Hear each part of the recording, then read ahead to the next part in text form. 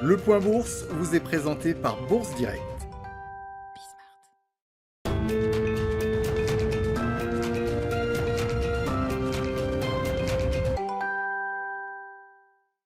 La tendance est à la hausse toujours sur le marché parisien. Les investisseurs semblent vouloir amorcer un rebond en ce début de semaine après avoir vu le CAC 40 perdre 2,7% sur le mois de janvier. Un rebond porté par la publication des indices PMI mais aussi par l'accalmie de la fronde des investisseurs réunis sur la plateforme Wall Street Bets sur le marché actions. Ceux-ci semblent en effet s'intéresser à présent aux métaux précieux et plus précisément à l'argent. Le forum appelle en effet à une action coordonnée sur l'argent métal afin de provoquer, je cite, le plus gros short squeeze au monde. L'argent qui a d'ailleurs gagné jusqu'à 7% sur le marché spot en Asie ce matin. Une sortie des marchés actions qui permet aux investisseurs de se concentrer sur les indicateurs du jour, à savoir la publication des indices PMI de l'activité manufacturière pour le mois de janvier. En France, celui-ci gagne 0,5 points pour se hisser à 51,6 points, un niveau que l'indice n'avait pas atteint depuis 6 mois. En zone euro, l'activité manufacturière fait également mieux que prévu, affichant un indice PMI à 54,8 points contre 54,7 en estimation flash.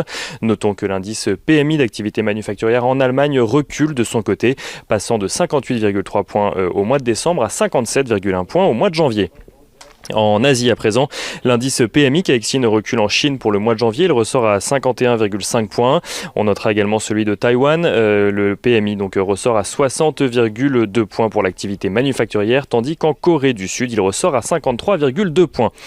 Les investisseurs européens qui continuent de regarder de près également le bras de fer entre AstraZeneca et l'Union européenne. Le groupe pharmaceutique a fait savoir qu'il allait revoir à la hausse sa prévision de livraison. Il fournira 9 millions de doses supplémentaires à l'Union européenne au premier trimestre, ce qui donne un total de 40 millions de doses livrées sur la période, ce qui ne représente en revanche que la moitié des doses à laquelle l'Union européenne s'attendait sur la même période. Côté valeur à présent, Klépierre annonce que 70% de ses centres commerciaux en valeur sont soumis aux nouvelles mesures de restriction annoncées par le gouvernement. Pour rappel, le gouvernement a annoncé l'obligation pour les centres commerciaux non alimentaires de plus de 20 000 mètres carrés à fermer leurs portes.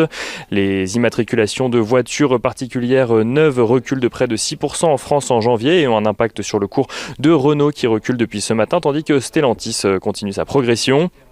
Parmi les plus fortes hausses du jour à Paris, on notera à la mi-journée Alstom, ArcelorMittal, Téléperformance ou encore Essilor Luxottica, tandis que dans les plus fortes baisses, on retrouvera Unibail Rodamco Westfield, donc dans le sillage des annonces dont on parlait pour Klépierre, mais également Renault dont on vient de parler, mais aussi Michelin ou encore Total. Et on fait un petit tour du côté des matières premières à présent, le pétrole qui se négocie aux alentours des 55,5$ le baril de Brent à la mi-journée, tandis que l'once d'or reste de son côté aux alentours des 1850$, et on notera un léger recul de l'euro-dollar depuis ce matin qui passe sous la barre des 1,21$ pour 1 euro.